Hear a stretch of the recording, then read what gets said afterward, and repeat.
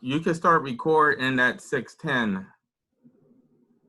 Yeah, I just started recording just now. Corinne, it's going to save on locally on my computer, so as soon as this the meeting concludes, I should be able to have the file, be able to share.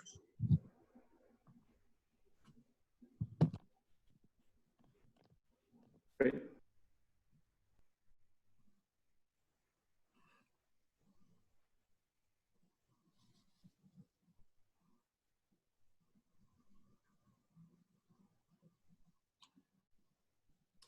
All right, it is 6:10, so we are going to get started. Thank you all for your patience. We're going to get this Zoom meeting started. I am one of your co-hosts tonight. I am Vernard Alexander. I'm the owner of the Minority Networking Exchange and also the owner of CKV Suites. CKV Suites is a 1,200 square feet event space that can also dub as a co-working space at 528 North Homewood Avenue. It's right next to the Everyday Cafe and a senior station high-rise directly across from the East Busway. The 2-year anniversary of CKV Suites is actually next month. So excited about that, being able to reopen after being closed for a few months as a result of COVID-19 and, you know, the reason that we're on this call today. I'm also the owner of the Minority Networking Exchange. I started the Minority Networking Exchange 14 years ago. I host a variety of business and social networking events. I do a lot of business consulting. I'm a part-time consultant for Fort Cities. I'm working on an entrepreneur project, working with about 60 to 70 entrepreneurs from the beginning of this year to the end of this year. In addition to that, I do a lot of social media promotion for corporations, foundations, nonprofits, URA, and small businesses. And one more plug, I'm actually working on a URA program right now, helping small businesses to get online. As a result of COVID-19, I'm working with a business that does not have, well, they're trying to convert their business, and we're doing a lot more with social media to get more engagement and get more people to walk in the door. So that's a little bit about me. I will be back in a few minutes, and without further ado, I'm going to turn it over to my co-host so he can introduce himself. I'm the URA's Community Affairs Officer, Pierce Robinson. Thank you, Vernard. Hello, everyone. Thanks for coming out this evening. Like Vernard said, my name is Pierce Robinson. I am a Business Solutions Officer as well as the Community Affairs Officer for the URA. And I want to thank you all for participating in our first entrepreneur check-in, hopefully the first of many. The URA, hopefully everyone is already familiar with the URA, but for those who aren't, the URA, the Urban Redevelopment Authority, is the economic development arm of the City of Pittsburgh's government. And what we do primarily, redevelopment, you know, we are involved in all the significant public developments that take place within the city. We also provide resources for business owners as well as homeowners that we're going to actually discuss a little bit with you today. So just to give you some context on why we're here, one thing, the URA went through a significant restructuring. And through that restructuring, we came up with a brand new department called Business Solutions. And myself and two of my colleagues that I'll introduce in a little bit, we had the pleasure of being able to be in there on the ground floor and help build it up. And so prior to that, in CIE, the Center for Innovation and Entrepreneurship, we would go out into the neighborhoods, into the business districts, and we would meet with business owners and we would talk to them about, you know, some of the products and services that we offer. So this is somewhat of a sort of like a hybrid of that, just taking that and, you know, kind of turning into like a virtual space. But instead of us just really preaching about our products and different things like that, we really want to open up the floor for, you know, to talk to you guys, to get a better understanding of what's happening, you know, today and in relation to COVID, as well as, the civil unrest that's taking place in our country. We just really want to hear from the business owners, just so we can, listen and, take some things back to our camp, just to be able to help formulate some of our products moving forward in the future. So with all that being said, I will start by introducing Jeremy. Jeremy is the manager in HOF. He manages our housing programs, and he's going to talk briefly about some of the programs that we offer. I'm going to share my screen real quick and let Jeremy get into it. Give me 1 second. Jeremy, you there? Yep. All right. Give me 1 second so I can share.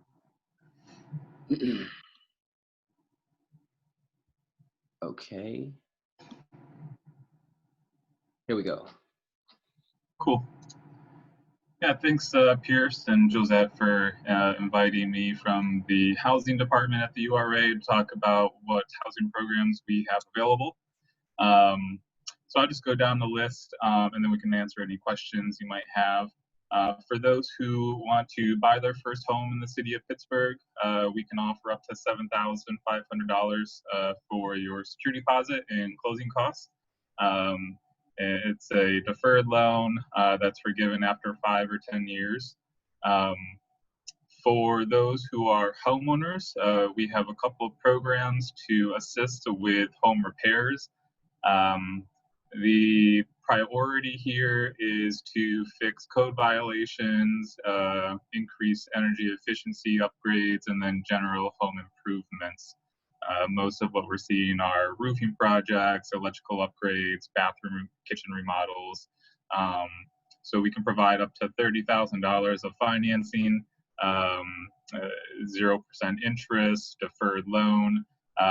Based on income level, there might be a small repayment up to about $50 a month. But if you income qualify below 50% AMI, there's no monthly payments at all. So for that program, you can apply directly to the URA. Our applications are on the website.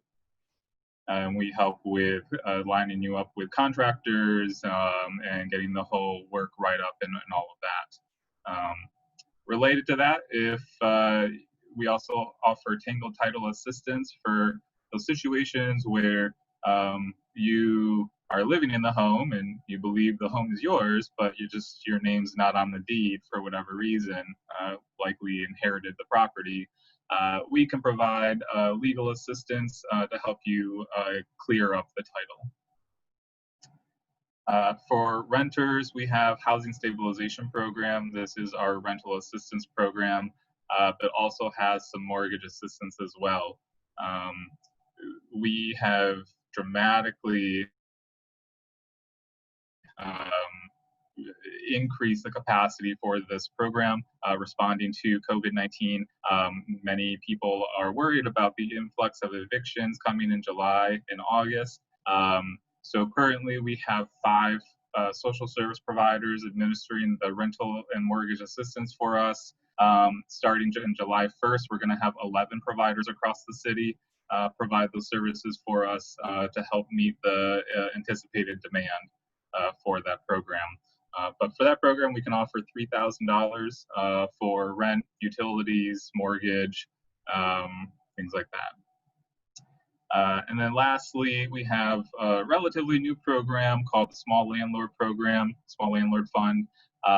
This provides financing for landlords who have 5 units or less and want to make necessary repairs to convert it into affordable housing.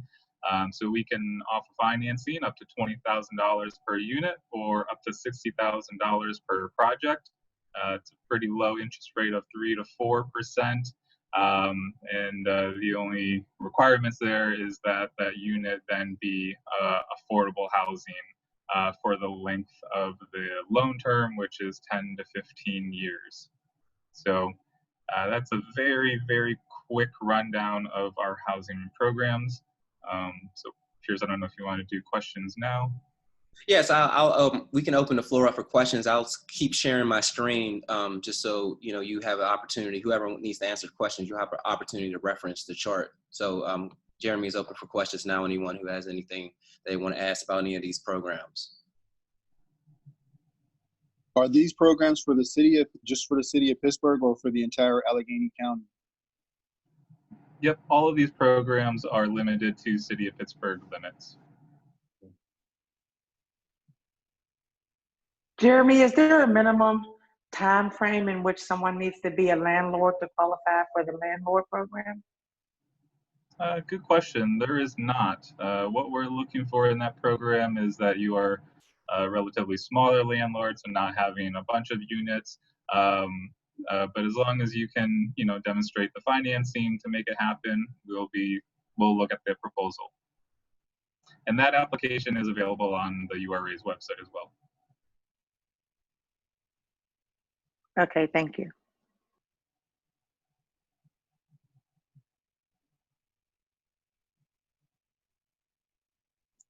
Well, I'm not going to ask a question. I'm going to give testimony because I've actually benefited from your home buyers program before you came on board, Jeremy.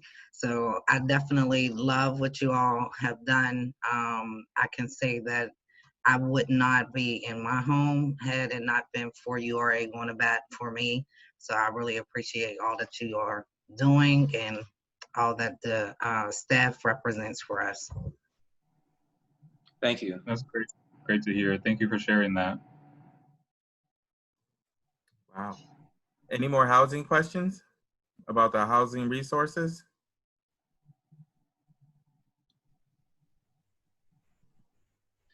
Well, thank you all for your questions, and thank you, Jeremy, for sharing all that information. So yeah, I'll leave my email in the chat in case someone has more questions. I was literally about to say that. If you could drop your information in the chat, that would be great. You got it. So yeah, just so everyone knows, just after this webinar, we're not going to disappear. All of our information is public. So if you want to reach out to us, through the URA channels or reach out to us privately, we'll leave our information, for you all. So just to move on with tonight's festivities, I'll open the floor up to two of my colleagues, Corinne and Josette. They are actually in my department. I'm not sure which one of you guys want to go first, but they're going to share the screen and actually talk about the resources that are available to the small businesses in the city. So, yeah, whoever wants to. Sure, I'll introduce myself and then turn over to Josette, and she can sort of share her screen. Again, my name is Corinne Cicedo. I work with Pierce and Josette at the URA. I've been there for a little while. I've worked in different areas, but now I've been working most recently with Josette and with Pierce on trying to get some programs launched specifically related to small businesses dealing with the disruption of this COVID scenario, including working with Shamir and Vernard on some of these programs. So we'll go over them all. One of the things I'd love for folks to keep in mind is we're going to talk about hopefully programs that can benefit you or someone you know. But if there's something that's we're not doing and that you think we should be doing, no guarantees, but please let us know whether through the chat or at the end or in the middle, because part of what we to be honest are looking for is more insight into what you're seeing and how, if there is any additional resources, how we can try and put those to best use. So with that, I'll turn over to Josette and just hopefully not interrupt her too much during the process. Good evening, everybody. I know a lot of your faces already, but I'm Josette Fitzgibbons. I am a business program officer in the business solutions unit at the URA. As Pierce described, we've undergone a little bit of reorganization, but we're still doing the same good work and probably a lot of maybe some new things coming along as well. And I am going to just go through first really quickly some of the programs we've had for quite a while to help small businesses, and then some of the emergency loan and our recovery loan that's coming up as well, and then some other programmatic stuff that we'll be that we've been introducing as well.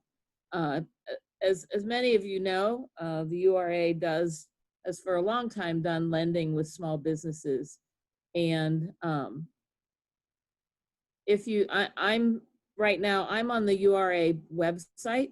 So ura.org is a good resource to find all of the stuff Jeremy was talking about, as well as small business resources. So right now, if you go to the ura.org website, we have a page called Tools for the Transition, which is information just helping businesses through the kind of reopening and hopefully reopening. And first, we're going to look a little bit at the financing. And I'm just going to click here. So a couple of programs that everybody should know about at any time for small businesses. One is our Pittsburgh Business Fund, which is for small and medium-sized businesses, and if you need larger amounts of capital, like more than $30,000 to do working capital, build out, buy your property, leasehold improvements, things like that. This is actually kind of a combination of a lot of our former programs, all rolled into one. And this has a competitive interest rate, and for the first time with these larger funds, we can be the only lender. So before, for our larger amounts of money, we always said we had to be the last money in, we had to be the gap financer. So if you have stuff with your business that you need larger amounts of money, that's it. The other that some of you in the meeting have already taken advantage of is our micro enterprise loan program. This program is for between $5,000 and $30,000. It's specifically geared toward the smallest businesses and startup businesses. It's 2% interest through the whole term of the loan, and we are really flexible on underwriting. So within reason, credit issues aren't going to kick you out of the program. You know, if you had, stuff happens in everybody's life, so we take that into consideration. The other thing is we offer technical assistance with this program, that if you come in for a microloan and you need help finishing your business plan, or you need help doing the financials, or need help with your website or something like that, we have technical assistance providers that we can refer you to that can help you with the things that you need, both working up to your loan, you know, getting ready for your application, and after you have after you've received the loan. So now to the relevant information for right now. On March 19th, a few days after the quarantine started, we rolled out a small business emergency loan fund that we have been able to add money to, and it is still open, and you can still apply for it. This is up to $15,000, and you can use it for rent or payroll or fixed cost, or now you can use it for inventory, for build out kind of things. If you need to, you know, put up plexiglass or rearrange the inside of your business to make it for social distancing, this can be used for it. As you can see, it's still 0% interest. There are no fees associated. We've now taken it to 1 year with no payments if you need that, and it is for existing businesses within the city of Pittsburgh. Now the emergency loan fund is not meant for startups. So if you're just starting your business, thinking about it, getting the information together for it, you would you would be qualified for the micro loan, but you would not qualify for the emergency loan. This is basically to help businesses stay in business. And if you just, the application, you click on the application and you do the application online, and then a loan officer will get back to you. The other program that we're pretty excited about, I'm going to pull up the flyer here, is our recovery loan program. So the overall program is called the COVID-19 Small Business Fund, and I just explained the emergency loan to you. The recovery loan is hopefully going to be approved at tomorrow's URA board meeting, so it's not actually been opened yet. And I can't imagine that it's not going to be approved at the board meeting tomorrow. And this is a loan for up to $75,000. The interest rate is 0% for the first year and 2% for the balance of the loan. There are no payments for up to a year, and it's a 7-year loan. And there are no fees associated with it. This, because it's a larger loan than the emergency loan, we have to be a little bit stricter with underwriting, but it's still a pretty flexible loan. You have to be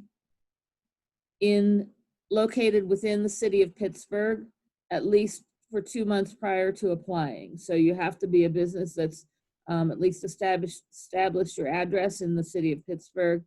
You have to have been in business for at least 6 months before March 1st, and you have to have less than 50 full-time employees. And your business has to have been viable before the quarantine hit. So this is really to get your business back up and running. It can be for payroll or rent, overhead, hiring people or hiring people back. It can be for capital, working capital, inventory, fixing up your space, all of those kind of things. It cannot be for real estate. So you can't use this, you can't apply for this to buy a building. This is meant to help businesses that had to close or really slow down during the quarantine to get back up and running. One big restriction on this loan, though, we are using CARES Act funds to pay for this loan. So to fund this, which is federal funding. So federal regulations dictate this, that if your business got any of the funding that was available through the Small Business Administration, any of the federal funding, the PPP or the EIDL funds, this loan cannot be used for the same items. So if you got PPP to cover payroll and overhead, then your URA recovery loan cannot be used toward payroll and overhead. You can use it on something else. Use it on inventory or space or something like that. It's just a federal regulation, and that you'll have to sign a document when you get the loan that says, I am not using this for any of the things that I used my other federal funds for. But it's still, you can use it on lots of other things in your business. So I'm going to stop here for any questions about our loan programs. And then we'll kind of move on to some other things. Hi, So thank you for breaking that down. This is Brandon Brooks. Excellent breakdown. I think that is going to be an excellent program, especially the last one that you went over. Can you hear me, or am I cracking up over here? I can hear you. Okay, excellent. So yeah, it sounds like that is going to be an amazing program. As far as the using it with with PPP, an update that we were actually going over today is that you will be allowed to receive PPP a second time, even if you did get it one time. And I think it's a way of kind of getting the money out, since there is still so much of it left. And they're now allowing it to be used for the same purpose, meaning if you used it for payroll the first time, you will be able to for the second time extended, or so on and so forth. Well, do you believe that this program will fall under the same guidelines, or is it going to stay under the previous guidelines of not being able to use it twice? I would err, I mean, we haven't heard anything, and I would err on the safe You side. have a lot of feedback.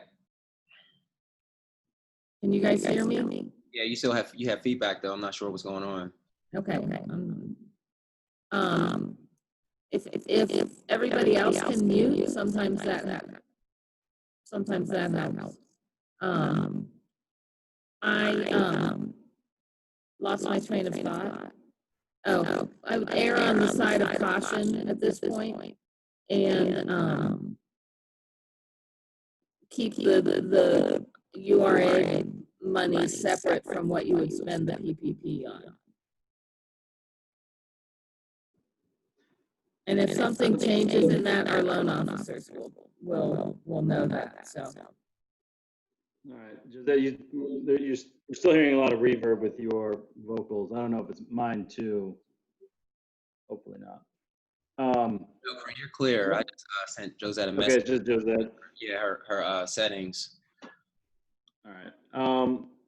One other thing I'll throw in here. I think Josette did a great job covering the loan sources, and I'm sure a lot of people are interested in the new state funds that they're going through CDFIs, which URA is not one of. So while I think we may touch on it at the end, the one thing that these loans may be helpful with in that regard is they might be a fronting source. So kind of like what Pierce was mentioning in the chat, if there's an urgency for funds, but obviously you want some grant dollars instead of loans, we may be able to pair this up with some of those state grants so that, you can, we tend to do a good job at processing these loans within a couple of weeks. So if you need the funds, and essentially you could pay back a URA loan with some of that state grant money, which, we don't know how long the state's going to take on this new program. Real quick question, just for some clarification on this end. For the PPP and some of the other programs to be forgiven, there's some different guidelines which are changing hourly. But is this, even though this is CARES Act, is this not going to fall under any forgivable amount, like under a certain term? It's all going to be debt, essentially. Like there's no forgivable terms for this. I have not heard anything within our programs in which it would trigger a forgivable amount. Yeah, this is okay. Lyndon Brennan. Okay, thank you. I thought that. I just wanted to make sure because she had said that it was falling under the CARES Act regulations. So I just wanted clarification. Thank you so much. Problem. It's a good question. I think it's definitely one that's been popping up. All right, I think. I just wanted to point out, can you guys hear me now? It's still bad, Josette. I don't know if you want to post something in the chat. So I'm not seeing a lot of questions or new questions on this.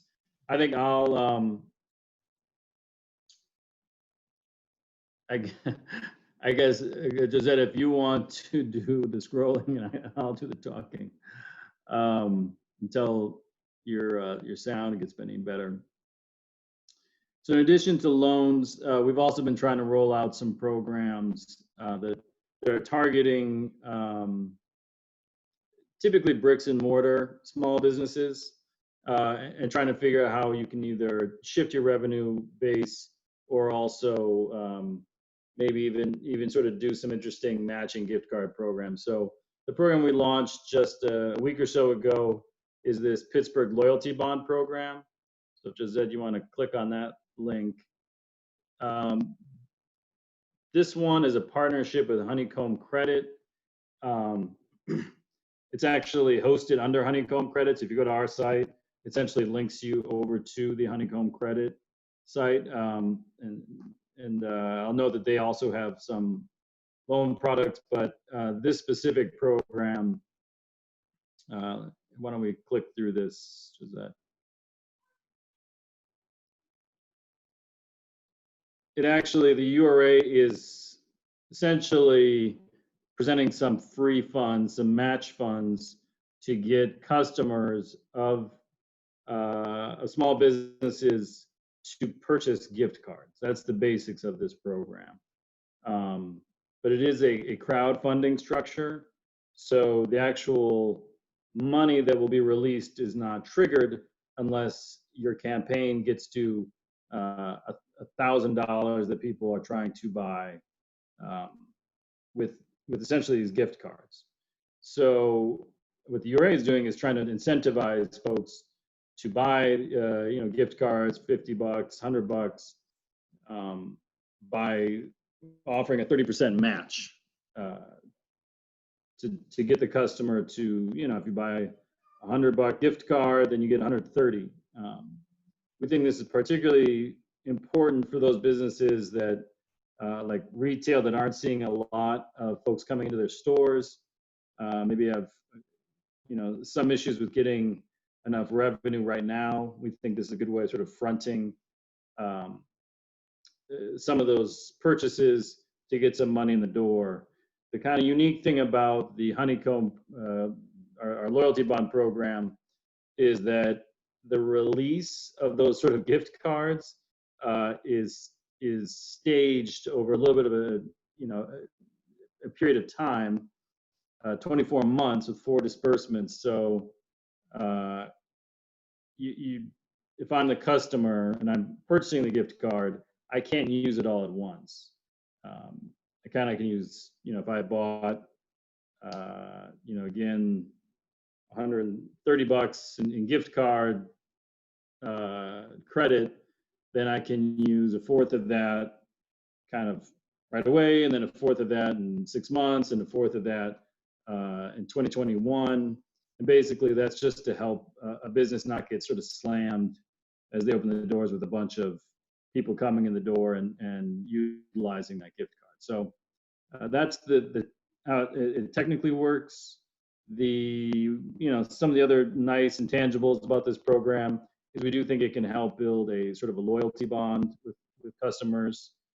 We've seen some impressive results. I don't know if, Josette, you want to click through to some of these businesses that have been able to launch campaigns and generate a lot of income.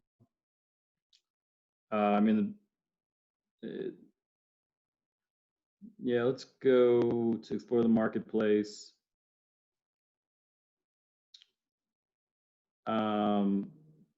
So like Millie's Ice Cream, if folks know them, they've been able to generate $7,000 in gift cards using this match program. This Board Game Tavern has also generated $1,700. Ironboard Pizza is trying to get to that $1,000 threshold. So we're seeing it's just kind of launched recently in terms of our participation that has a matching amount. It's going to take a little bit of cross promotion. So we're trying to go online and use our social media to promote these businesses that are participating. We're trying to work if there's a local business or a CDC or a community organization to help promote this on their social network. Who knows? Obviously Bernard would be a great person to partner with to promote some of these businesses as well. So we really encourage you all, whether you could use this program or someone you know could, to explore it. We've covered the application fee as well, so there's not a huge amount of risk here. And Honeycomb will actually produce the gift cards themselves. You don't have to, even if you don't know how to, you don't have a card maker or whatever, they'll actually do that and send it out to the customers. So feel free to throw any questions about the loyalty bond into the chat, but it's a new program. We've allocated a bit of money for match. We think, it's a great way for businesses to get some money in the door now while they're waiting to get those customers back in the door. So the other, let's see, we'll go back.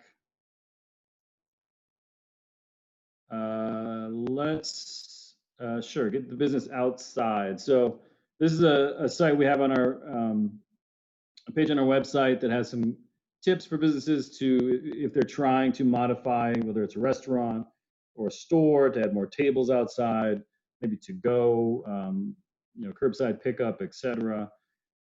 From the Erase sort of funding standpoint, we launched a sort of a micro grant for about 10 CDCs around the city to be able to just flat out reimburse businesses in their area for purchases like tables, card readers,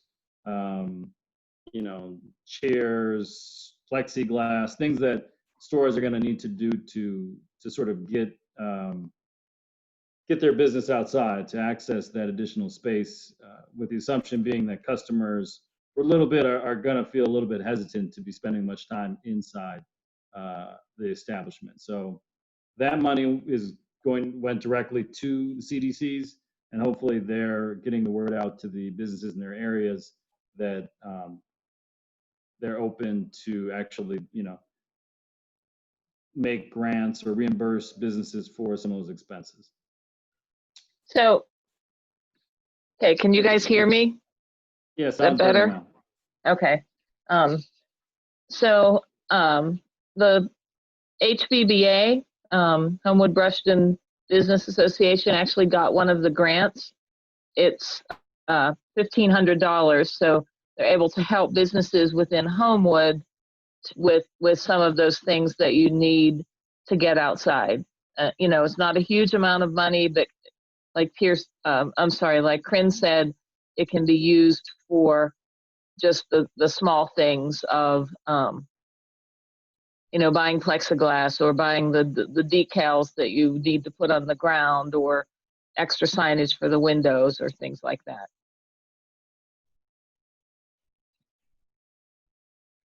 Okay.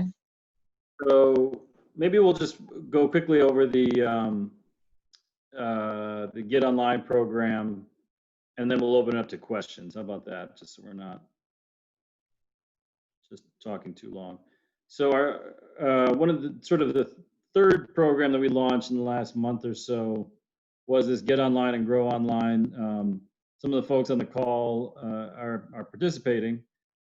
We opened up a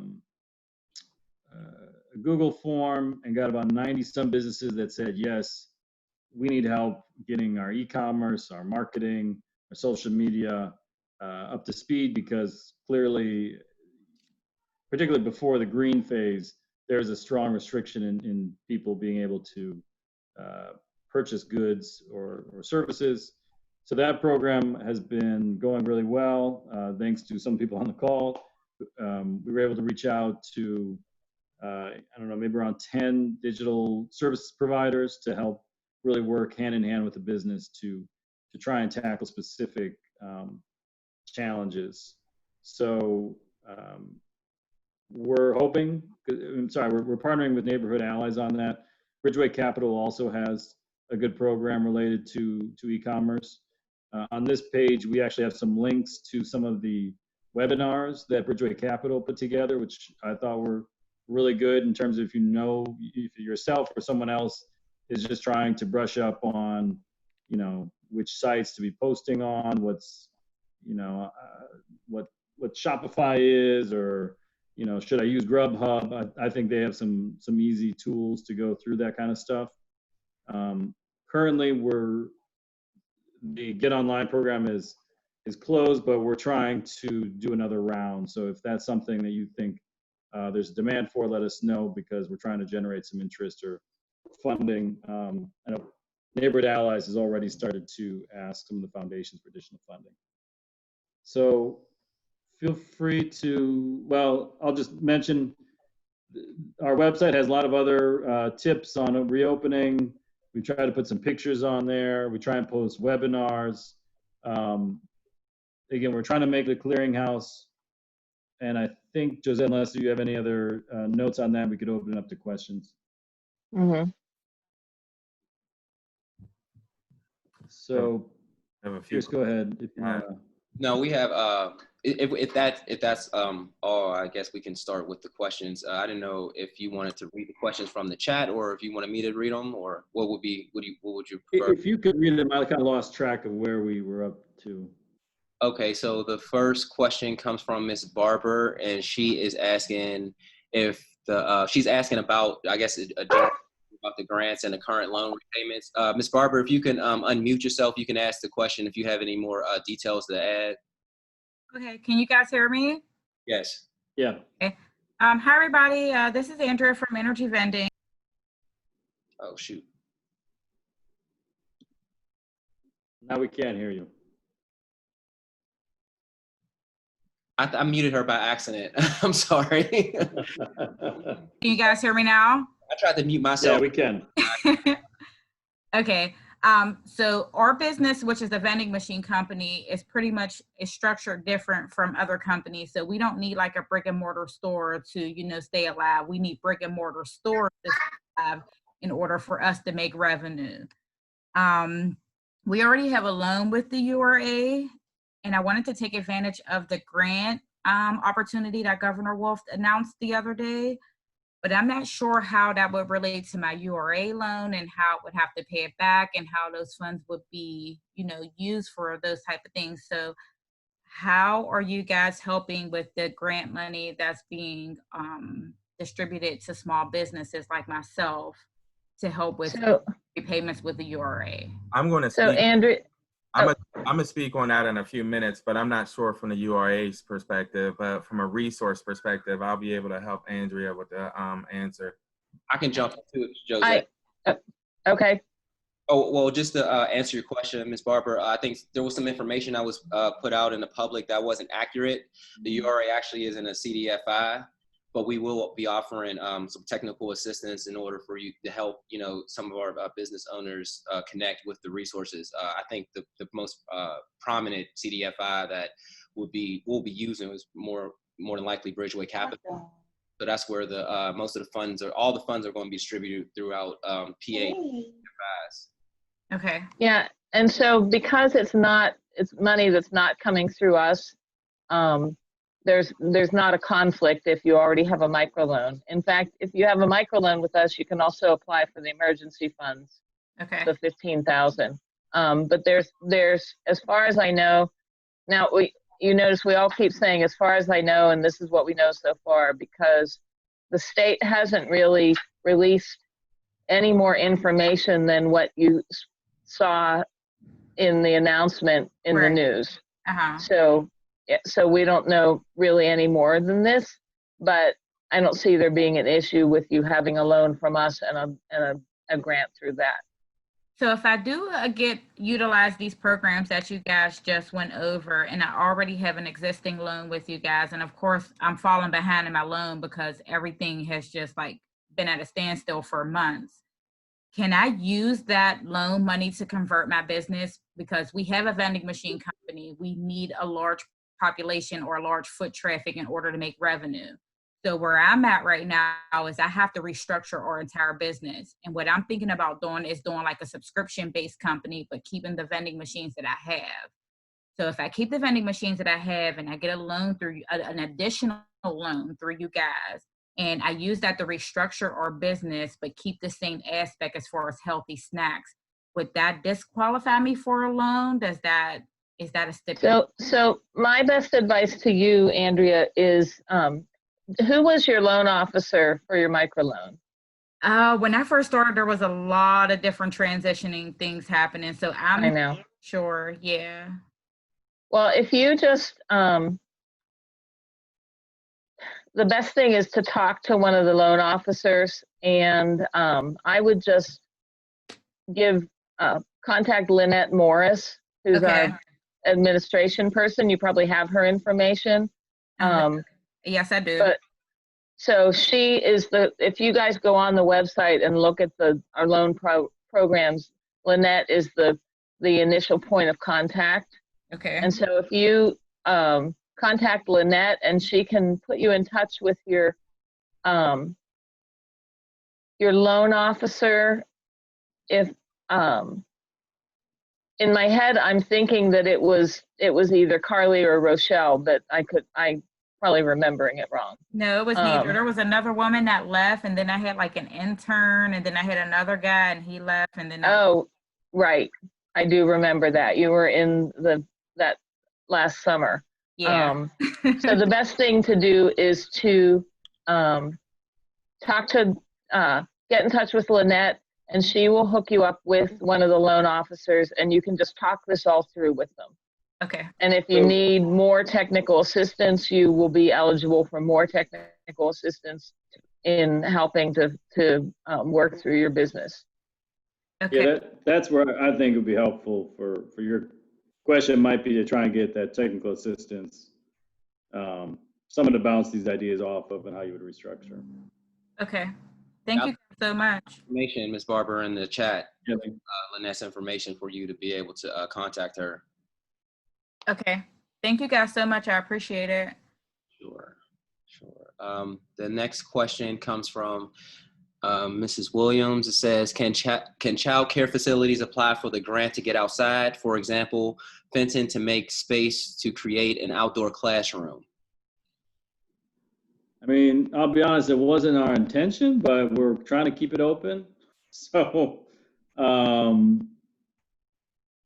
the short answer is maybe. It's supposed to be like, hey, help your Main Street kind of shift to be outdoor. But if there's a need for it, maybe we got to think creatively. Josette, any thoughts? Yeah, I would say that. I think the biggest restriction is you need to be in one of the districts where an organization has a grant. So if you're in Homewood, you're good. East Liberty, the East Liberty Chamber has one. Where is your business located? Ms. Williams, can you hear us? This way. I can. I'm in Lincoln Lorimer, but I actually just work with child care facilities often, so I asked the question. A lot of them are going to try to be opening back up, and one of the CDC guidelines and recommendations was get children outside as much as possible. And so if you are a home-based provider working in one of those neighborhoods, could you apply for fencing so that you can get your kids outside and be able to create outdoor space? So if you, go ahead, Corinne. Go ahead. I was going to say, go ahead, Josette. No, I was just, if you have businesses that might be interested in this, you can let me know. And if they're in one of the areas that got the grant, about 10 districts throughout the city got the grant. They might be able to use, now they're not big because the organization is only getting $1,500. So they're probably giving $200 to a business so that they can help several businesses.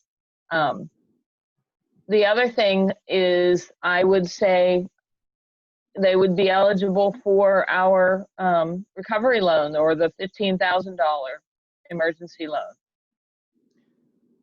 But I mean, the only thing I'll add to that is, I know Astaire in our department is starting to look at daycares, and I'm not sure where kind of she's trying to fit in within the daycare kind of ecosystem. But like I said at the beginning, we are looking for ideas because, there is occasionally some money that becomes available.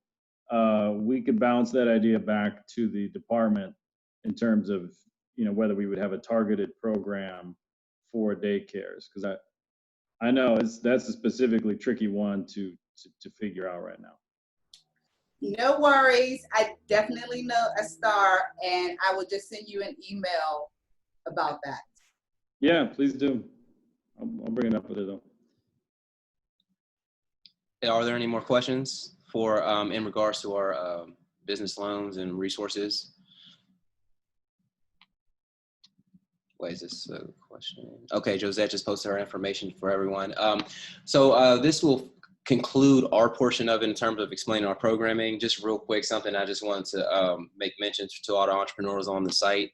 I actually had just got done working on a project with this national nonprofit in conjunction with the mayor's office, which is actually going to act as a portal. It's going to be a regional portal for like Southwestern Pennsylvania. And once it's completed, it'll be able to show you pretty much all the financial resources that are available for small businesses dealing with COVID and different things like that. So just look for that link. We actually took a call about it today. I'll post it on my social medias once it's live. URA will post it on its socials as well. So you'll be able to have information for people who aren't necessarily in the city or may need different sort of financial thresholds and different things like that. So it'll be a lot of good information. It'll cover all the information that we presented today as well. So I just wanted to just put that out in the air, have you guys look out for that. So, without further ado, like I said, that's our conclusion. I'm gonna turn it over to Vernard to talk a little bit about the grant program, and then that's when we'll formally open it up for the best part of the night, which would be, hearing from all you guys, and so you can, interact with us and tell us your story. So, turn it over to you, Vernard. All right, I'm getting ready to share my screen. Can everyone see my screen? Yes, sir. Okay, so I'm part of a entrepreneur network, and that's called the E3 network that has been meeting at least over a year. I have been part of the E3 network since the beginning of this year. And so the E3 network is a group of entrepreneur support organizations who are looking to create equity among entrepreneurs around the region. So there's been a lot of conversation about the $225 million state grant program that's coming down, hopefully within the next few weeks to a month or so. So I just want to give you guys a little bit information, and this will maybe help Andrea and whoever else has some questions. So $100 million is set for Main Street business revitalization programs, $100 million for minority-owned businesses. And then there's $25 million that's a deferred program, basically for folks who have previously received loans, where they'll be able to be offered some type of forbearance or some payment relief on those existing loans as a result of COVID-19. So those are the three categories of the money that we know of so far. And as Pierce mentioned earlier, the CDFIs are the ones who will be holding the money, or kind of like approving the grants for the different entrepreneurs. We only have a few in Western PA. Philadelphia has 11.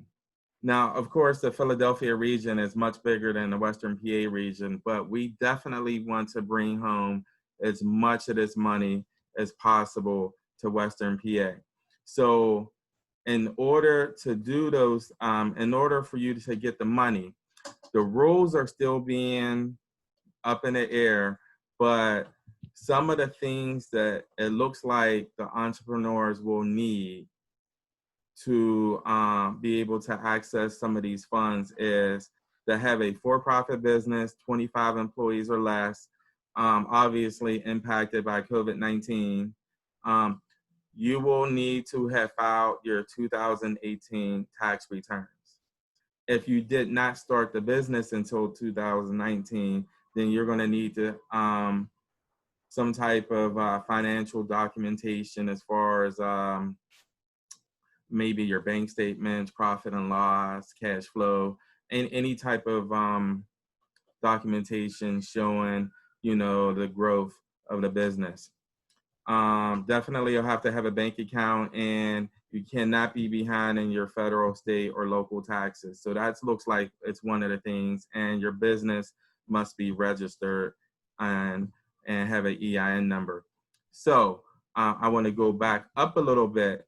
So my suggestion, my personal suggestion would be is to connect with an ESO, entrepreneur support organization, that you already have a relationship with, or one that may be close to your business address, or one that makes sense to you.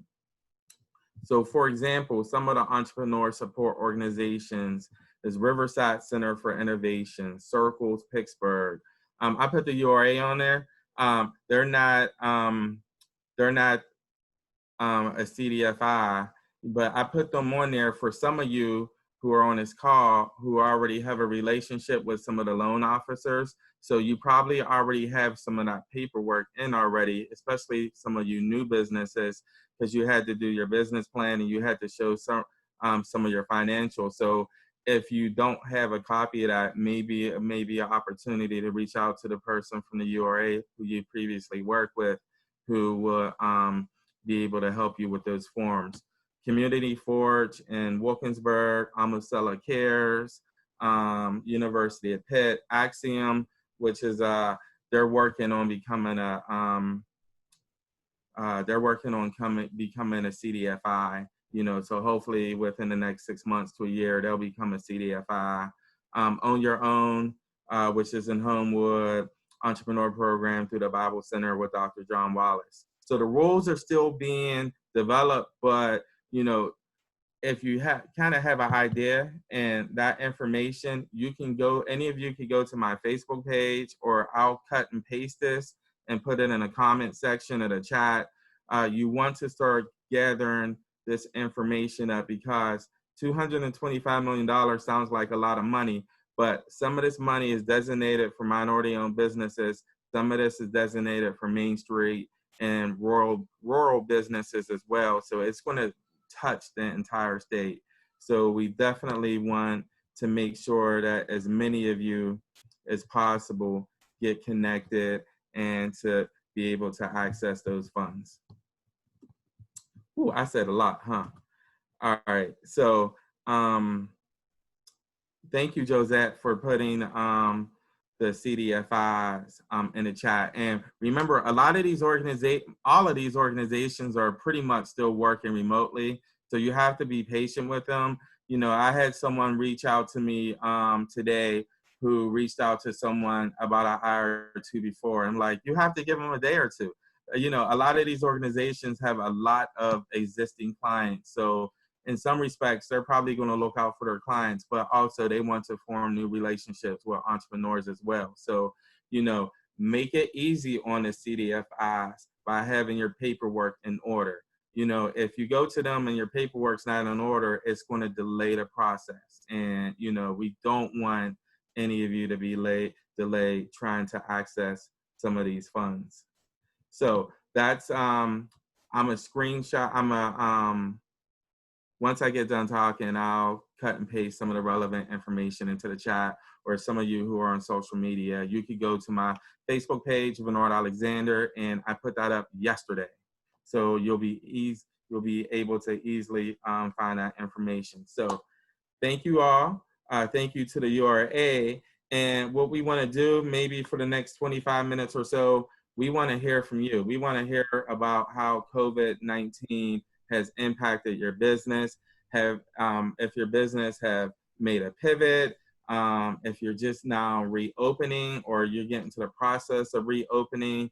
I've talked to a couple people who've actually closed their business for good. We want to kind of hear from you, and to so that the URA can kind of take some of your stories, and you know, when they think about future programming, they can resort back to, you know, some of these conversations. So if anyone would like to talk and maybe take a minute or two and tell us about how your business has been impacted by COVID-19, you can unmute yourself and go right ahead. Hey, Vernard, Brandon Brooks here again. If I can maybe talk just for a quick second. We've been impacted a little bit by COVID-19 positively and negatively, but the point that I really wanted to make is that you know, as far as pivoting and stuff goes, businesses are reopening, but I think we're starting to hear a lot more stories about cases exploding in different areas that have reopened already. So I would love to see a focus from the URA and definitely other organizations, but specifically the URA, on some long-term solutions for businesses that are going to be closed or could potentially be closed. And I think an emphasis should definitely be made on the program that the repayment period has been pushed back to a year, because if they get that loan, if you're stressing about the next 6 months being able to repay it back just due to other things and possibly another close down that could potentially come, you know, having that extra 6 months on top of the 6 months that were already given will be a huge benefit. So I think that that should be something that should definitely be pushed, because there's a lot of uncertainty, especially right now, about reopening and possibly closing back down. Thank you, Brandon.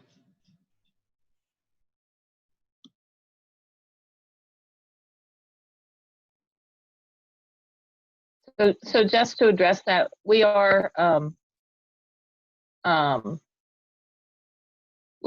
to plan for the rest of this year. So those are good comments about Brandon. And that's something we are thinking about. I'm glad you brought it up, of how to, I feel like this is going to be a roller coaster. So how to help businesses get up and down throughout the next year. So thank you for that comment. Sorry, this is Andrea again, and I just wanted to pivot off of what Brandon and Josette said.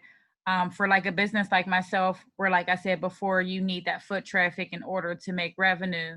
If you guys in the future can help businesses that have to restructure their entire business, I literally have to go back and restructure my business that was an in-person business to now an e-commerce business. So being able to help me pivot through those different, you know, changes that I have to go through and jump back into those financials would really, really help me, because I did all those financials 4 years ago, and now I have to go back and redo it because my financials are different, shifting to e-commerce versus in person. So if that is something that you guys can help people with, you know, with any future obstacles, would be great. I think that in regards to what you just said, that probably would be an extension of our technical assistant network. So that's definitely something that we could, you know, take into consideration. I know that's not anything that we would do in-house, but that's definitely something I feel like our extended network with our professionals would be able to help you with.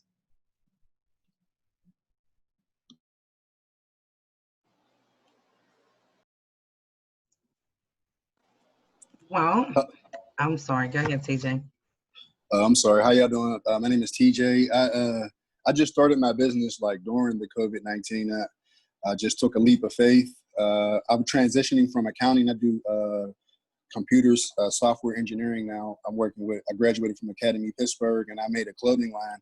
I wanted to be an organic hemp-made clothing line. And my goal is, what I want to do is actually document everything that I've been doing for like the last year. And hopefully, if I'm still in business a year from now, make a documentary from the whole process of starting, going through the COVID-19, and just trying to grow a business during COVID-19, because I just think that it's important to document everything down, because like 100 years from now, you know, somebody might look back and just see, you know, my work, or not just my work, but other entrepreneurs. I'll encourage y'all to document what you're doing down, you know, and show your story.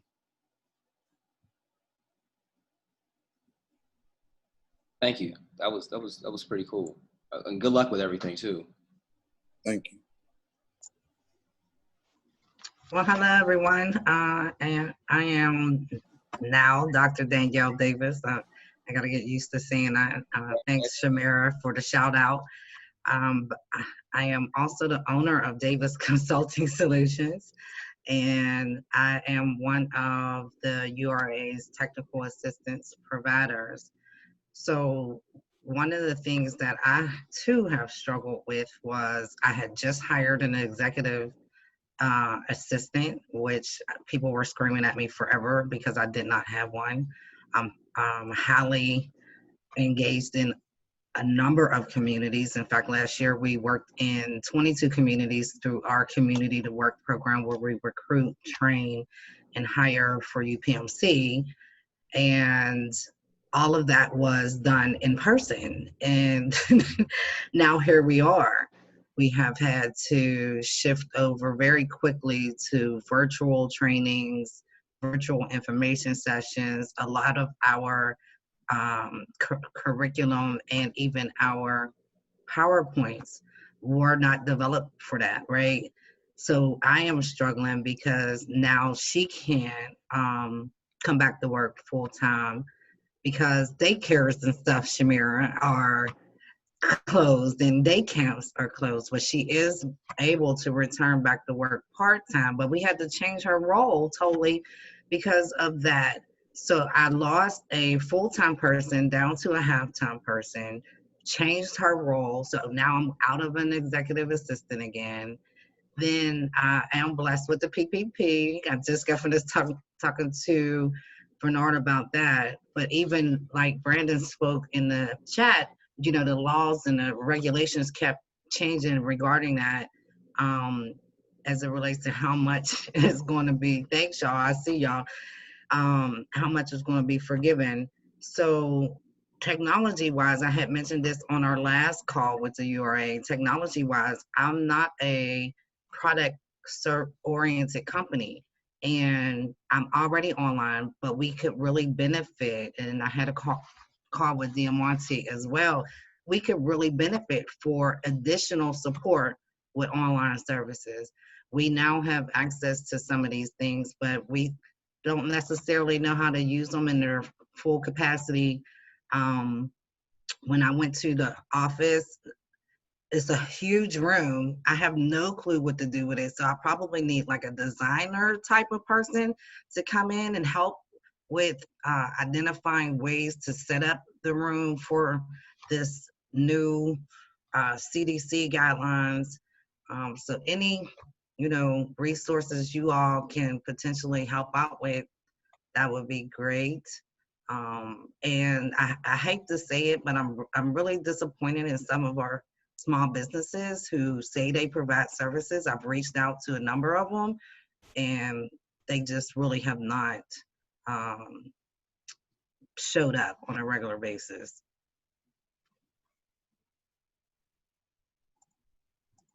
Dr. Davis, real quick.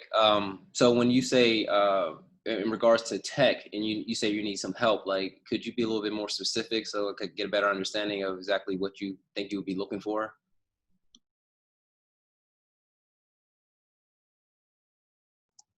So I may not even know what I'm looking for. I think one is I need an assessment. I don't believe we do have a paid version of Zoom. I believe that we could possibly benefit from being able to stream our information sessions to Facebook. I did my first Facebook Live the other day in a group, and it was horrifying to me. I didn't know what I was doing, and I love tech. And Bernard, I pulled on him. So first, probably an assessment. I'm really concerned about cybersecurity relative to our website. Then, you know, identifying which products are the best for our company, right? Because we're literally transitioning over to a whole recruitment software in a couple of weeks. Thanks to Amacello and UPMC, they really helped me, and Work Hard Pittsburgh, they helped us get the recruiting software. But, you know, once we start using that, I don't know where to go from here, which is why I'm saying I need another type of tech person. And Shamira came and got our calendar and stuff online, helped us with Google Voice, you know, so I'm trying to utilize the small businesses to the best of my ability. But it's, you know, some people say they do stuff and then you call them and they don't even get back to you. I understand. It looks like there's some people in the chat who are already responding to you with some resources. So,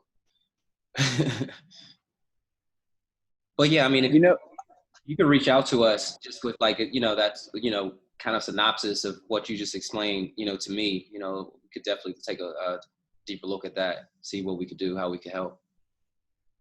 Thank you. Yeah, Danielle, I do remember from the last time we talked, maybe it was in our webinar that was hacked in the middle and we had to close it out, but you did talk about that. And I know that our first focus was kind of the bricks and mortar retail businesses, but that's also something that's in the back of our minds. The how to help the service businesses and how to provide for our providers, because you provide service to a lot of small businesses. And so how to help you with the things you need to maybe get stronger at. Right, because even capacity-wise, and I'm sorry, I'm not trying to hog up the time, but hopefully my questions are also helping others. But even capacity-wise, right, if we are having a greater influx now of entrepreneurs, and we're about to have an even greater influx of people that are seeking employment. Amazon agreed to serve as a partner for us to refer job seekers to. There's a couple other organizations that have done that as well, but we're about to get hit and we need to be able to do things faster and more efficiently. Yeah, I actually, just for information, I actually just read an article today or maybe yesterday that was on the National Main Street Center site that talked about how entrepreneurship goes up in economic downturns.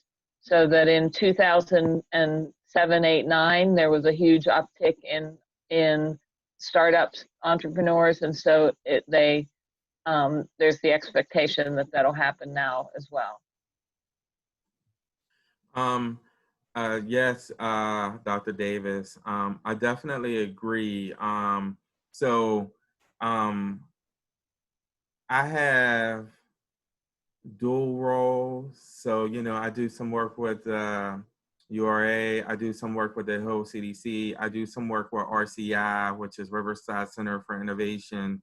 And I'm working on a big project that's kind of over the entire entrepreneur landscape of Western PA with Fort Cities. And a little bit of that work with Fort Cities is helping entrepreneurs, but also helping build the ecosystem and research at the same time. And a lot of these support organizations don't have enough staff, and they're getting hit hard. And productivity today looks totally different than it did 3 months ago. That's not an excuse, but I think it's just for some people to touch. It's going to take a little bit longer to reach that touch. So hopefully through some of this, like Josette said, the upswing in entrepreneurship, that some of these organizations may be able to get some real funding to be able to hire a few more people to help with this increase of entrepreneurs that's flooding the market. To go off of a point Dr. Davis said, something that I think would be excellent if the URA could provide, or if there's somebody else out there that is providing, is an opportunity for somebody to take like a holistic health approach to the business. And so like she was saying, using Zoom or Facebook Live, if there was even maybe a document that could be put together to say, hey, here's Zoom, here's the features of Zoom, here's Facebook Live, here's IG Live, here's Google Docs or Amazon Web Services, or whatever the case may be, kind of just a holistic overview of it. And then, the business owner could choose from them to say, can somebody speak with me about this service so I know how to utilize it? Because it is overwhelming, especially even for the people that are tech savvy. It's overwhelming deciding which services you're going to use and then which services and how to use the services. So just a holistic health overview of the small business, I think would be such a great tool for everybody right now. That's a great point, Brandon. And if I could, if you all go to RCI's website, Riverside Center for Innovation, They've been hosting webinars, entrepreneur webinars, multiple times per week. Shamara Williams, who is on here, she has hosted, she's been a lead facilitator on multiple of those calls, and she's talked about technology, social media. I've done a webinar for RCI on social media. I'm not sure, she can clarify if she went over some of those technical tools like Zoom, GoToMeeting, and all that good stuff. But that's a great point, Brandon. So I went over Zoom and some of the other, and some of the features of Zoom and how to use Zoom in the getting your business online prior to, before going to e-commerce.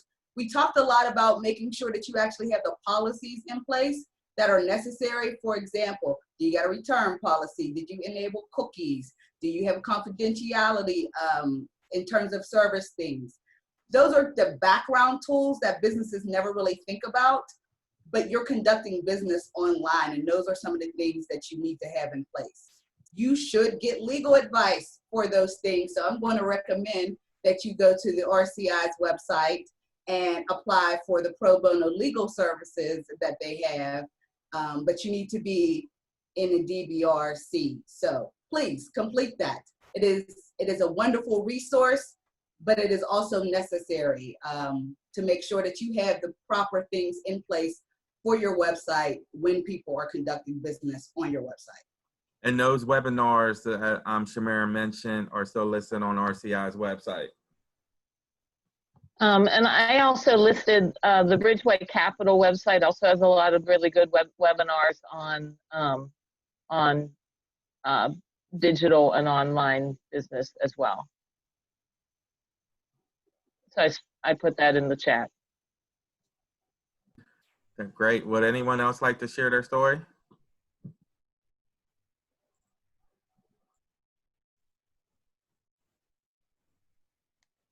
Going once.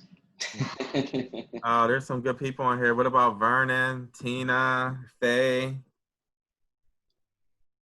Tarina Hicks said, "Can you hear me?" We can't hear her. We cannot hear Tarina. Cobbler World. Tiffany Betts has a daycare on the north side. So I'm not sure. Tiffany, did you reopen yet? No, not yet. Not till July. July. Yes. Are you able to reopen, or you just wanted to take a little bit of extra time? Yeah, we're able to open, but I had some personal things going on, so we're just going to open up in mid-July. And plus everything that's going on, and I just want to make sure there's not an upswing in anything, the virus. So I'm taking a little bit longer than everyone else to make sure, just to be safe. The Queen. I'm gonna just start picking on people. You know how I do. The Queen, how's it going? Okay, I'm okay. I'm here. Hi guys. Everything's going okay. Trying to stay afloat, keep it moving. Okay. What about Tina and Monica? I'm doing great. I'm on site and it's pretty loud. I did step in this back room here because I knew you were going to call me out a second time. I didn't want you to think I was ignoring you. Hi, Bernard. It's Jarmel. How are ya? Hi, Josette. Hi, Pierce. Hey, Jarmel. I see my fellow cohort people. So I will tell a story. So my gift baskets and party planning business is going really, really slow. Almost down to a stop. So I have applied for several grants, but because I am a one-woman show, I don't really qualify for anything. I also applied for a grant, but got turned down. So today I'm feeling a little busted.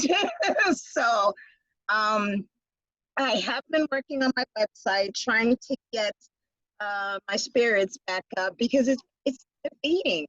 I mean, you put your heart and soul into what I call my business, and it's hard to see all that product sitting there, and it's just going nowhere. So I need to regroup and get my spirits back in line. and take advantage of some of the technical assistance that's out there as well. I have a good support group, and sometimes a good person gets down too. So we just need you guys to keep supporting us, because it's a hard time for small businesses, especially when you're a one-person show. It's hard.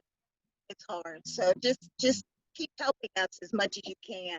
I really Amen. appreciate it. Amen. All right. Paul, Kelvin, Kay Flowers, Terrence, Perkins, Akita, Monica. Is there anything you want to say? Faye? Hello, can you hear me? Go ahead, Monica. I'm cracking up that you're calling people out. If you've ever been to my event, I call everyone out. You do, you definitely do. Well, Not hello, in a bad everyone. Right, this is Monica from Salon Exo. I have a hair salon in the Hill District, and yes, COVID has definitely affected us. We've been closed since March 17th, so our first day back is tomorrow. We're actually opening up tomorrow. We're really excited. We've been at the salon for the last 2 weeks, getting everything together, and we've definitely had to pivot. I know I have. During this time, I was planning to, launch products and things later in the year, but, it was that pivot situation. So I, created products or making wigs. We had to do something. So me and my girls were doing that, and it worked out, pretty well, but we're ready to go back. So we're excited. Hey, not to put you on the spot, Monica, but you guys have some exciting news, right? You guys are building a building or building a development on Center Avenue? We are. We entered into exclusive negotiations with the URA for the purchase of a building and some land on Center Avenue. So we're really excited about that. It's a lot, but I'm grateful, and yep, definitely. Congratulations. Can't wait. Congratulations. Can't wait. Can you guys hear me now? Yes, we can. Cobbler Yay! World. Tarina from Cobbler World, everyone. This COVID situation has definitely impacted my business. My store is downtown, and since there are no offices or anything open in town, I've been closed since this pandemic started. So I definitely had to pivot my business. And what I started doing was taking orders online and doing deliveries twice a week, Tuesdays and Fridays. But, farmers markets have started, which is great, but they're not at the pace that they have been in past years, especially the downtown farmers market. We moved our location from Market Square because there's nothing going on down there, and we're now at the end part of the Strip District close to the convention center, and the traffic is not as intense as it has been, like I said, because we're not in Market Square. So I do that one. I attend the one. I vended the one in Robinson as well, and that one is slow as well. So what I wanted to do, and I probably will need some technical support.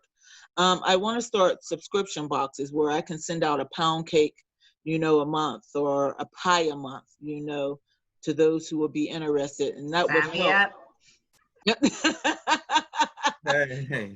And that would help, increase my revenue. Now, I did receive the COVID loan, and that's still just sitting in the bank because I'm working on getting my own commercial kitchen. There's some things that I'm working on, and within the next couple of months, I'm hoping to have my own commercial kitchen where I'm not running here to rent, there to rent. Nobody can boot me out of my space now. So I haven't opened up my store because it's still pretty dead downtown. I still have my managers on board, but of course, they're not doing anything. So I'm just kind of at my wit's end. Like I said, I want to start with the subscription boxes, and hopefully that would help. And I'm hoping that downtown will open soon so that we can get back on track. I've been in business now 6 years, and there's no stopping. I know I didn't come this far to be just dropped off of a cliff. So So any technical support that, can be shot my way for subscription boxes. And I also need my website updated big time, because a lot of people go in there and they ask, well, can I just order online? So I need that e-commerce part of my site. I need my whole site just redone. What platform do you use? Do you use WordPress, Webflow? I use WordPress, and I have my own hosting, which is through HostGator. So anybody that knows WordPress and can get in there, do some things, that would be a tremendous help. Because I just don't have time to do, I put something out there just to have a presence, but I don't have time to actually go through and do the site. TJ, can you make sure you two connect? Cool. So Tarina, I would also suggest, since you're one of our original microloan clients, of getting back in touch with Rochelle. Okay. And tell her I told you to do this. And you can ask for more technical assistance through the microloan program as well. Okay. So you can get, that. 5 or 10 more hours through that as well. And tell Rochelle I said okay. Okay. when you say that. Andrea. I definitely will. Thank you so much. Andrea and Trinita, I just put in a chat. There's a pretty cool Facebook group. It's a subscription group, so they give out a lot of free advice. A lot of people who are launching to folks who ship out 1,000 boxes, couple thousand boxes or more a month. It's a good group to be in. So, anyone who's interested in a subscription business, definitely check it out. All right, Vernon, Paul, Calvin, K Flyers, Terrence, Perkins, Akita. That's the second time you said my name, Bernard. Thanks for doing this, for this check-in. COVID has definitely hit hard for my business. Tell us your name. Carrie Ann Flowers. I am in the wedding and event industry, primarily weddings. And as you guys know, venues are closed. Everything was closed. And so a lot of weddings have been canceled or postponed until, later in the year or even until next year. So any potential revenue that I would have been able to acquire for summer weddings, spring weddings, summer weddings, and even fall weddings is definitely not happening. So I have really had to take a step back and kind of look at what services, what other things I can offer. And so I decided to add small business branding to my services because I am a designer, and while weddings is my, passion, that's my main focus is weddings and events, I'm a designer. And so I decided to do that, to take on some clients for, if they're starting a new business, to help them with a logo design, or like design templates for their social media to help with that. So just trying to expand my offerings a little bit, not trying to veer off too much because I do want to stay, specific to weddings and events in a sense, but I have to keep going, and I still have to offer some other things to keep myself afloat. So that's where I am. Wonderful. Thank you. Anyone else? Hey, Vernard, this is Terrence. Hey, Terrence. All right, how you doing? Hey, I tell you what, COVID, it did hit me pretty hard. Back in November, well, my background is pretty much real estate, as you know. But back in November, I launched my commercial loan brokerage. And basically, I'm doing business loan, commercial real estate loans, and things like that for business owners. And once I launched in November, I made my first $2,000 in December. And then by March, you know, we were well over 50 grand in profits. And then all of a sudden, when everything got shut down, we had probably another $50,000 in loans that were ready to close. I mean, appraisals done and everything else. Like, we literally would have did over $100,000 in the first quarter of this year. But all the lending, all the lending institutions, everything just got shut down. I mean, all the deals just kind of went by the wayside, and it was pretty rough, you know. But I can say things are starting back, you know, to open back up. Banks and things like that, they're starting to lend again. I have a meeting tomorrow with the SBA, trying to get some deals done, and I really want to say, like, I love what it is that you're doing and all you all are doing as far as, you know, the URA and these other programs for you know, to help entrepreneurs. Now, I don't live in the city, so I can't take advantage of any of them, but I just think with everything that you all are doing, it's magnificent, and I'll keep up the great work. Thank you. Thank you. Paul, Calvin, Naomi. This is Paul. So I'm Paul Martinchik. I'm an engineer with the URA. So Pierce is smiling there. But I thought I'd stick my nose in, see what Pierce is doing here. It's great to meet everybody today. Listen to your stories. You know, good luck, and we support you. My suggestion is we get the information to our, you know, our teaming partners, our, you know, the people out there with loans, the people struggling in our community, and get that out to the URA network. I'd love to support you. I heard Tamara's story. What's your, Tarina, I mean, what's your business? Cobbler World. Cobbler World. I do all kind of baked goods, more than nostalgic baked goods. Yeah, I've had your pies, and you know, at the URA, of course, you bring them around every time you show up. So, okay, just connecting the dots on who's who. But no, maybe something we could do, you know, on the URA. Of course, this is I'm just making work for somebody else, Pierce, is put together these networks, get it out within the URA network. We can spread it out there, you know, and get the word up, because it's not just the, you know, 6 weeks or so we were all shuttled up. It's going to take, you know, months here to get back out of this.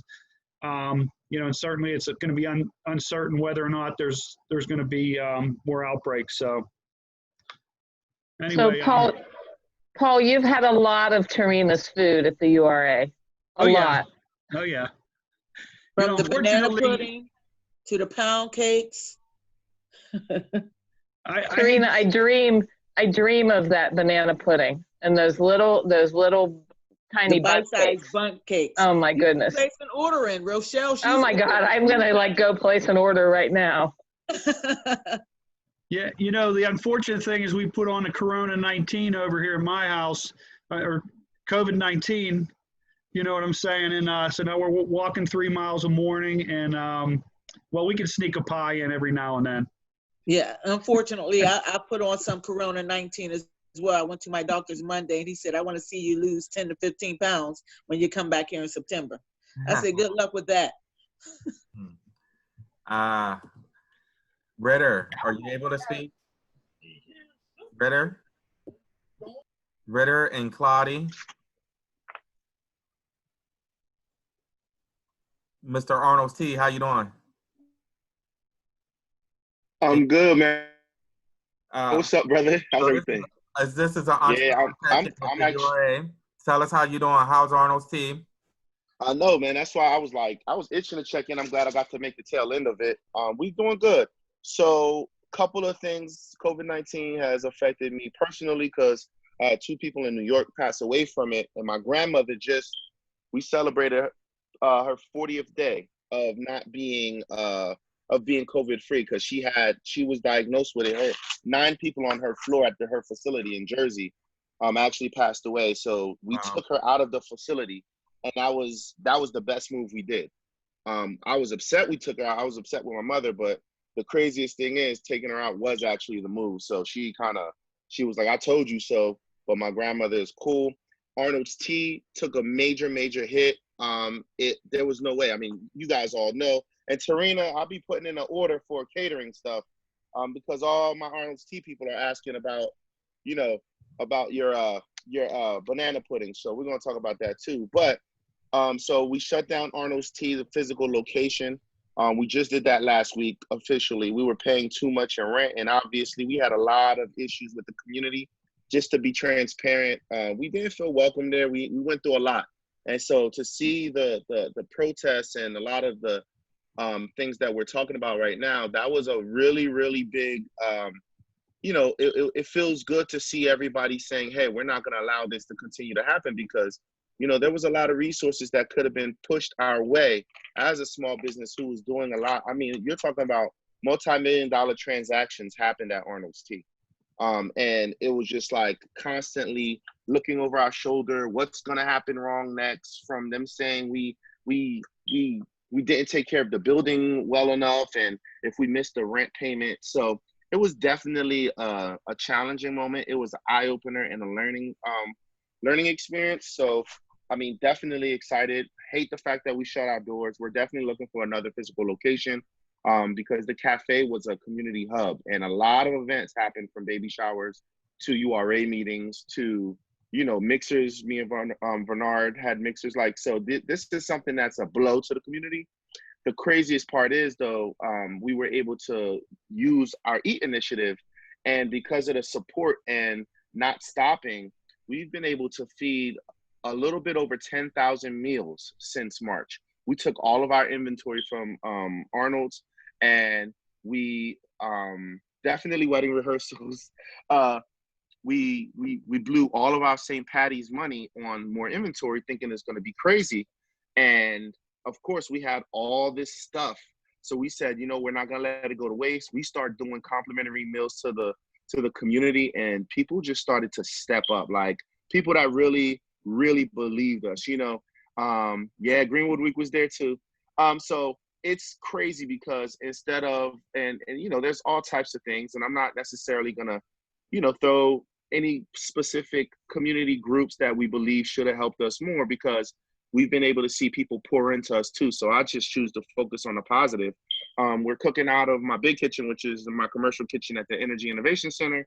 And we've been doing farm to families, which is literally, we're doing almost 300 boxes of fresh produce to families. In addition to, right now, we're ramping up. We're going to be doing up to 2,500 meals a week. So it's been a blessing. We're getting donations. We're really blessing the community, and people are eating, which is why I've been focused and busy enough, and we're really connecting a lot of the dots. But the Arnold's thing definitely has been a blow to the community. I don't think we're gonna understand the magnitude of it. When people did house closings and baby showers, bar mitzvahs, whatever you name it, like, so it's just kind of like, man, you know, I hate that part. So we're gonna bring that back. But definitely looking for resources, definitely looking for opportunities to continue the catering. We have a cohort of about 12 people that are gonna be learning how to be restaurant and hospitality professionals starting in July. And it's gonna be COVID focused, so that we're gonna go over COVID guidelines for people that wanna be in hospitality, that wanna cook and or host and or clean. We're gonna be doing, yes, definitely, you know, Brandon, we're gonna get together, we have to. So we're gonna have the first cohort first week of July. So we're looking for resources for that. And then obviously, anytime the URA, Bernard, you've had our catering, support us as best as you can, so we can continue to grow capital. And we did not get PPP. It was kind of like a lot of information. So we're definitely looking for opportunities to maybe small microloan stuff and try to get some things together, you know? Wow. So that's a lot. So I'm glad I got to come and at least give you the check-in, and you guys can help spread the information. And I believe we, you know, let people know, but that's a really tough blow. The Arnold's one, we fought, man. But yeah, I don't know if you guys saw the articles, man. They were relentless on me. You know, so you know, I ain't perfect, and I never claim to be, but other small businesses definitely can learn from some of the mistakes. You ruffle the wrong feathers in the wrong neighborhood, and they'll definitely personally attack you for whatever. So just continue to work with us, continue to give us resources, V and Brandon and the URA folks. You know what I mean? Continue to push us in the right direction. And I appreciate this check-in. And anyone feel free, I'm gonna put my stuff in the chat. There's a lot of comments. There's a lot of comments and questions for you in the chat. Shamir wants to know, will you be doing cooking classes for the youth? K Flyer says, do you want we've been to doing something with the wedding industry, like a couples something with food and a decoration? Yep, I'm gonna start answering those questions now too, and I'll give you guys my cell phone and my number because, yeah, like definitely somebody else could talk while I answer as well. All right, put all that in the definitely. Yep, I'll put it all in the chat. Yep. So I'm not taking up too much time. I know we're getting close. You know what I mean? But yeah, man, I'm gonna miss you guys at Arnold's, man. We had a lot of fun, and it's a heartbreaker, but I'm gonna be honest with you, man. You know, we needed to. COVID actually helped us focus on serving the community on a deeper level. So to have that magnitude, and I'm also looking for about another 300 families to serve. Starting next week, we got a small grant to increase to 2,500. So if you know a high rise or you know a group of students in the summer that need it, we're going to be upping our number. And these meals don't have a home just yet. I mean, obviously people are calling me. So definitely let us know. We're jumping up to 2,500 meals in the next 2 weeks. So that's going to be crazy. You know what I mean? Amazing. Yeah, thanks. I'm going back on mute and I'm gonna start answering questions. All right. Naomi wanted to say something. Hey guys. Yeah, so sort of piggybacking off of what Claudie said, in terms of Arnold's, we had to shut things down. In terms of Eat Initiative, which is the nonprofit, we've been in an uptick and things have been going well. In terms of my personal business, the Finesse Institute, I'm blessed enough to say that I've been probably doing better in terms of work than I was doing before. I think, right now people are realizing it's time to rebrand their businesses, get their websites up to date, get their business plans written. And so I've just been getting a lot of clients and I'm really thankful for that. I've also been blessed with the opportunity to hire an assistant graphic designer. So now it's not just me doing all the work, but I have someone with me. So if anyone is looking for support or resources around brand development, website design, business plan writing, research, different things like that, please hit me up. I would love to be able to work with you guys and support you guys.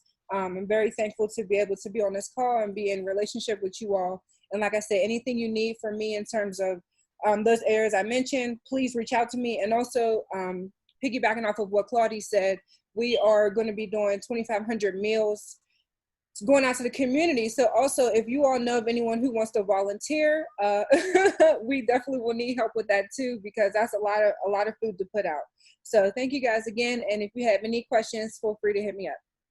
And Ritter mentioned that she's also a consultant for Neighborhood Allies, URA's Get Online, Grow Online program. So she's working with entrepreneurs, helping them build tech within their business. So. Yes. Oh, and really quickly, to piggyback off of that, is ironically enough, one of my clients for the URA program is another tea shop. So I'm sort of using my resources in another space to help promote hospitality in those different digital spaces. So thank you for that, Bernard. I'm very honored to have that contract as well. Cool beans. All right. I'm looking at folks who haven't had a chance to say anything yet. We have Akita Donald from the Aaron Donald Foundation. Faye Williams family owns a restaurant. I think they own one of the Hooks Fish and Chicken in Homestead. We have Tamika and we have Shaquita Williams. And there's a couple people on their cell phones. If anyone want to unmute themselves and say something for a couple minutes about, their business and the effects of COVID-19. Hi, this is Tamika Dennison. So, hi everyone. I do, my stuff was pretty much online. We do retail clothing and then more of an entertainment, entertainment music lane. So we do outside vending events, and that's where we're hurting right now. Is a lot of the events that we were supposed to participate in were canceled, but our online picked up a lot more. We have a good the international following. My son was Jimmy Wapo. So we do a nice bit of clothing in the city. We have it in Ike Wear on the Hill, and one of our stores out in Bridgeville, actually, he closed his business down. So they're not there anymore. So with I just seen the other day, they said that you can do like block parties now with 250 people. So that's looking promising for us with our musical events. So we sell a lot of merchandise at those type of events. So I don't know, it's kind of 50-50. Being the time of year for us, this is a good time of year that we make a nice bit of our outdoor money, finding new local customers, and getting people updated on where to find our online website that are local, and maybe they just, they don't come to the Hill, or they're somewhere else, or they don't drive or something, and they can always hop online and get that merchandise as well. Wonderful. Thanks for sharing. You're welcome. Nice talking to everyone. Absolutely. Anyone else?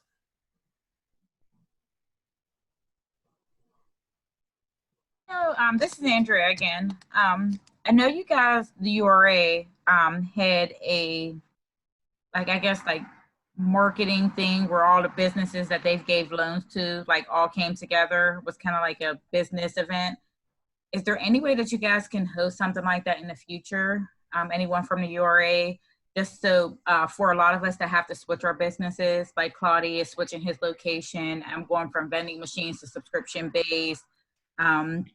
There was someone else that was going from still sticking to their business, but going to subscription based. So is there anything that you guys can put together in the future that can push that new information out to our new clients so that we can keep our revenue?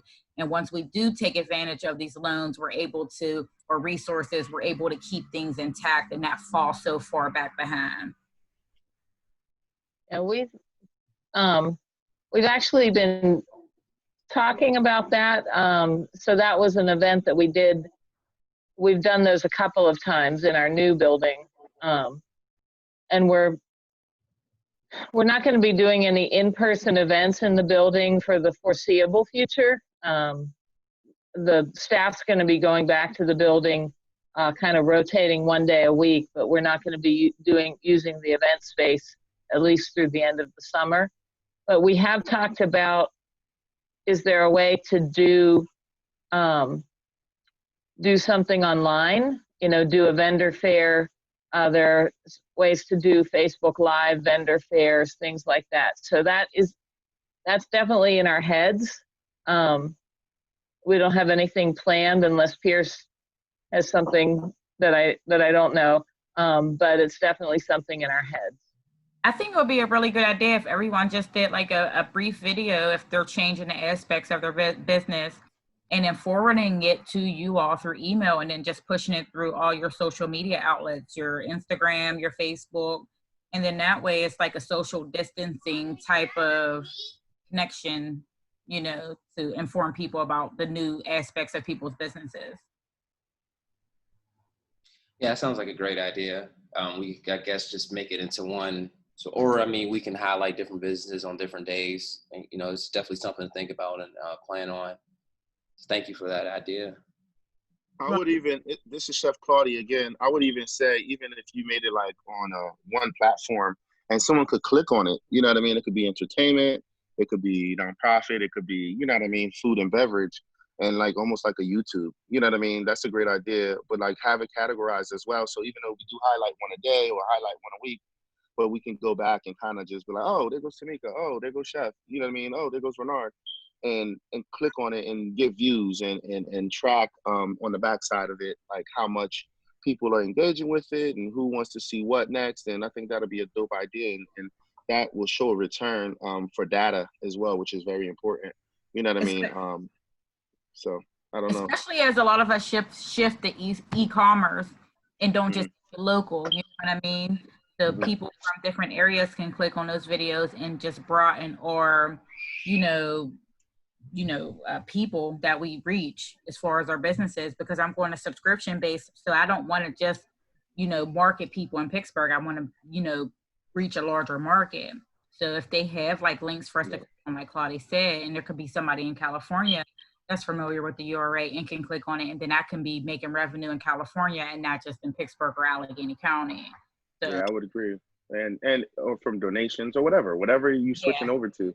And I gotta run, guys. I gotta get on another call. But please, everybody in your organizations, nonprofit, for profit, I need help because I want to get these 2,500 meals out.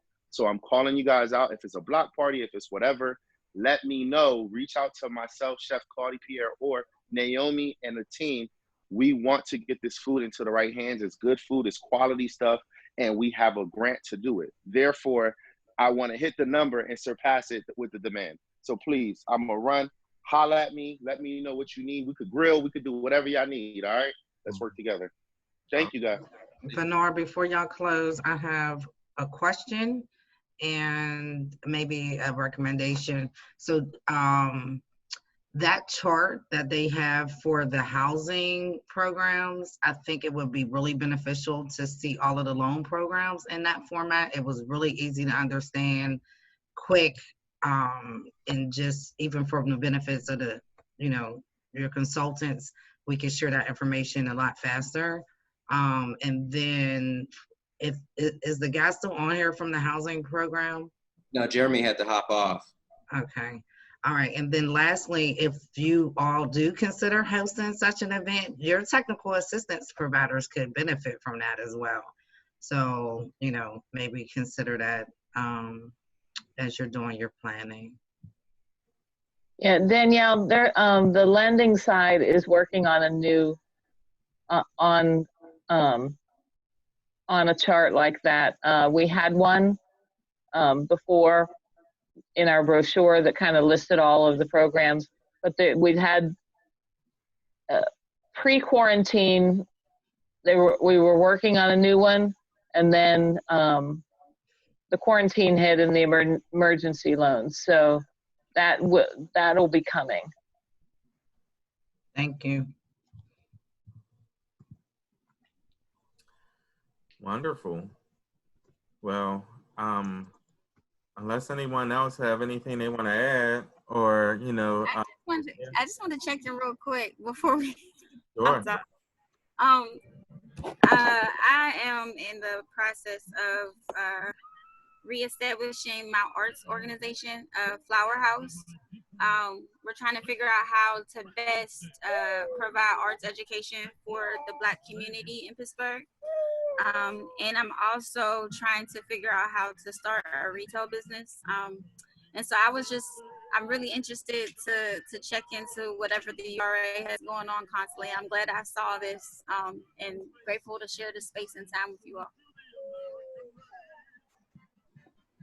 Thank you. I would say in regards to you wanting to start a retail business, I think the best thing for you to do is just to reach out to us. We have a lot of different partners, and we work with a lot of the business centers around, like through schools, like through Pitt and different things like that. So that could probably be a good start, to get you rolling. And through our technical assistance and things like that, we can get you up and running in no time. Naomi, have you started? Do you have a business plan of any kind for the retail business? Yes, I do. I'm actually going to be working with Naomi that just clicked in to start on it. I have, hold on, let me mute my television. I haven't started a formal one. I just started listing out things, but it's not in any real shape other than a Google Doc. So once you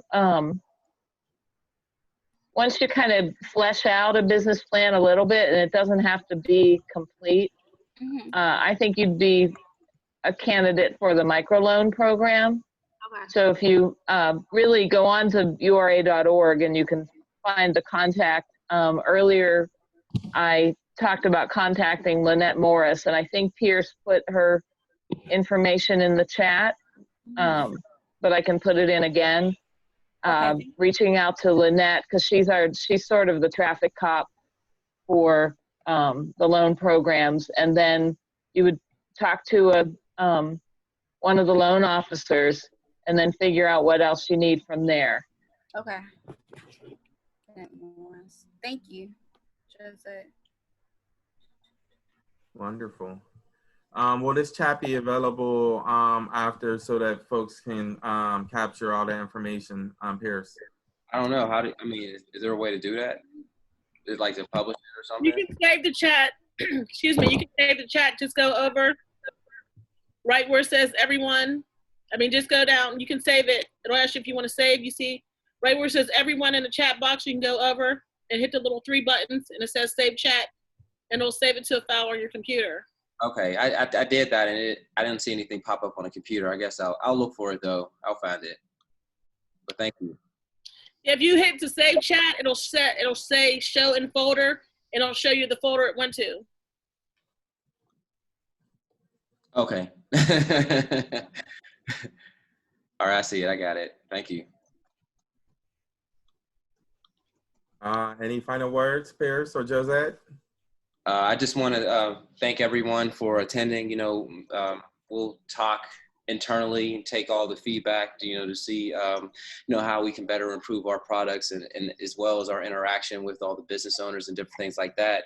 And we definitely want to have another one of these, hopefully sometime that you kind of get through the summer, do another checkup, do another update, and hopefully you'll have updates for us, and we'll have different products, different ideas. We just want to keep on building, keep on collabing, and yeah, that's all I got. I mean, good luck to everyone in your businesses, and like I said, I really appreciate you guys joining us, and this was really good and beneficial feedback, and I'm glad other business owners were able to interact with each other and start utilizing each other's resources. So it's a really good night. Thank you.